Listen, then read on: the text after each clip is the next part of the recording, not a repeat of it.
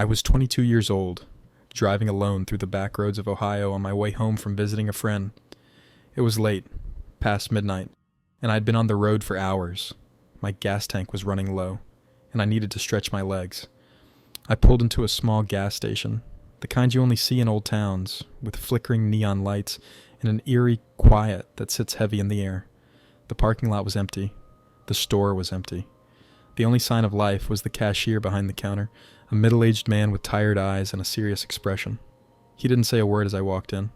I grabbed a bottle of water and some chips, paid in cash, and headed back to my car. That's when I heard it. A loud bang. It came from behind me, inside my car. I froze. My stomach twisted into a knot. The gas station lights flickered. The cashier's voice cut through the silence. "Miss, come back inside. Now." I turned around, confused. The cashier was frantic, waving me toward him. His face had drained of color. "Get inside. Don't ask questions. Just move." I felt my body go cold. I backed away from my car and ran toward the store. The moment I stepped inside, he slammed the door and locked it. My heart was racing. "What's going on?" He didn't answer. He just pointed to the security monitors above the counter. And that's when I saw him. A man was crouched in my back seat. His body was twisted in an unnatural way, his arms pressed against his knees. He wasn't moving, but he was watching me, waiting. I felt like I was going to be sick. How long has he been there?" I whispered. The cashier shook his head. "I don't know. I only saw him when you got out to pump gas." I couldn't breathe. The man hadn't been there when I left my friend's house. I was sure of it. That meant he had climbed in at some point during my drive. Or worse.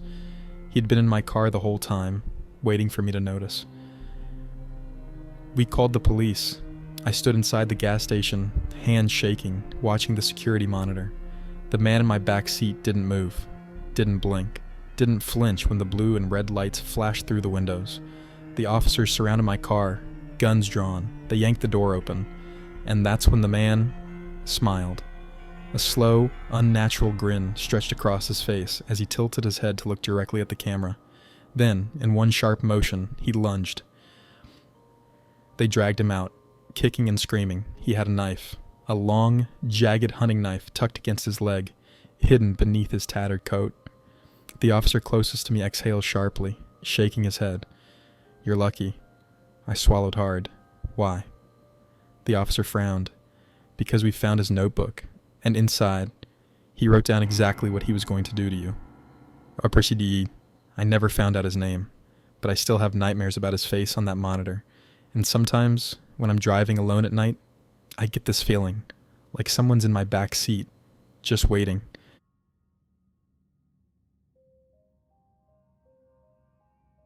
I was 18 years old when I saw something I still can't explain. It was 1998, and I was driving through the Arizona desert on my way back home from a weekend trip. It was late, past 2 a.m., and I was running low on gas. I pulled into a small, isolated gas station just off the highway.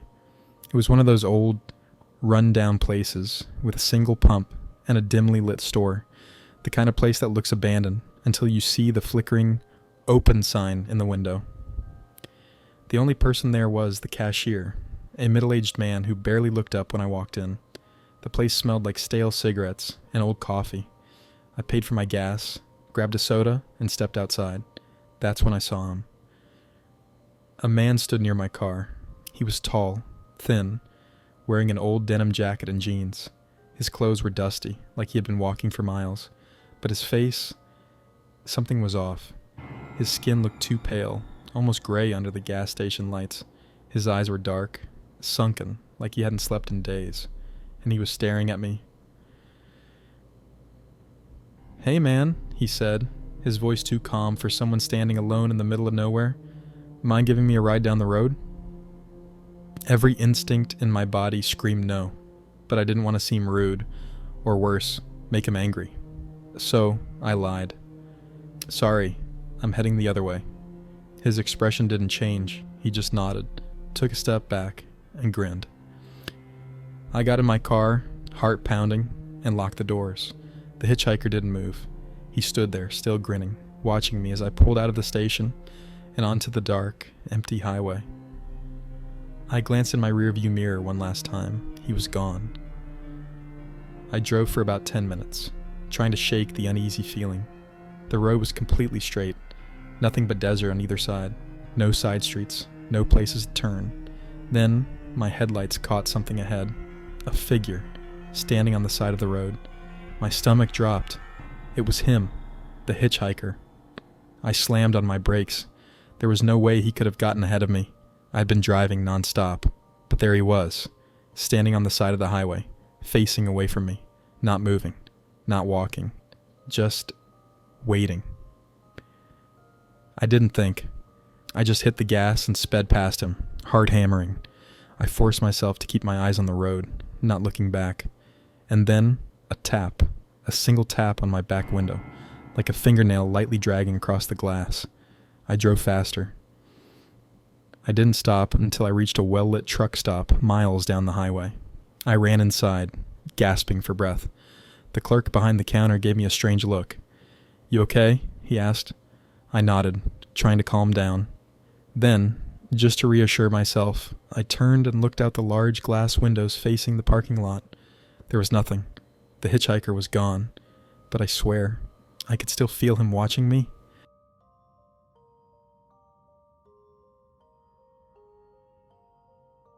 It was a little after midnight, and I was exhausted from a long shift at work. My gas tank was running low, so I pulled into a 24-hour station just outside of town. The place was nearly empty. Just me, the night clerk inside, and an old pickup truck parked near the back of the lot. I swiped my card, started pumping gas, and leaned against my car, waiting. Then, I heard it. A thumping sound. It was soft at first, barely noticeable over the hum of the gas pump. Then it happened again. A dull, desperate thud coming from the pickup truck's trunk. I turned to look. The truck was old, rusted, and covered in dust. It didn't look like it had been moved in days. I stared at it for a long moment, heart pounding. Then another thump, and this time a faint, muffled scream. My stomach twisted. I glanced at the gas station clerk through the window. He was reading a magazine, completely unaware. I knew I should mind my own business. It wasn't my problem, but my gut told me someone was in trouble. I stepped toward the truck, my legs shaky. Then, bang! A violent, frantic pounding from inside the trunk. I jumped back, and then a voice, muffled, pleading. "Help me, please." I froze. I didn't know what to do. Call the cops? Find the driver? Run? Before I could decide, the door to the gas station swung open. A man walked out, tall, heavy-set, wearing a baseball cap pulled low over his eyes. He headed straight for the pickup truck. My mouth went dry. I forced myself to look casual, like I hadn't heard anything. I turned back to my car, pretending to check my phone. I heard him open the truck door. I heard him slide inside. Then, the engine roared to life. I had seconds to act. If I did nothing, whoever was in that trunk would be gone. I took a deep breath, turned, and banged on the gas station window.